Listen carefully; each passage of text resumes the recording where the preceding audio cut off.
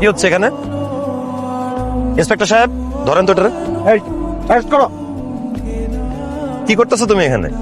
Engagement করতেছি। কেন, তুমি না আমাকে বলছিলাম যদি একটা রিক্সাওয়ালাকে গিয়ে বিয়ে করি তাহলে তুমি আর কিছু বলবা না?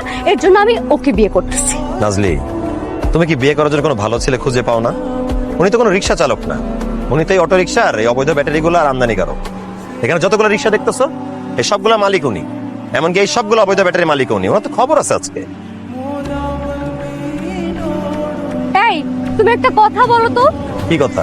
তোমার কি খেয়ে দেওয়ার কোনো কাজ নাই? তোমার কাজ কি শুধু একটাই, আমি কাকে বিয়ে করব তাকে খুঁজে বের করা আর তাকে অপমান অপদস্থ করা, তার খুঁত ধরা? দেখো, তোমার যা খুশি তুমি তাই ভাবতে পারো, কিন্তু আফটার অল তুমি আমার গার্লফ্রেন্ড। আমি তো তোমাকে দুর্নীতিবাজ লোক যার তার হাতে তুলে দিতে পারি না, তাই না? আমার তো একটা দায়িত্ব আছে। ঠিক আছে, আসি, দেখা হবে।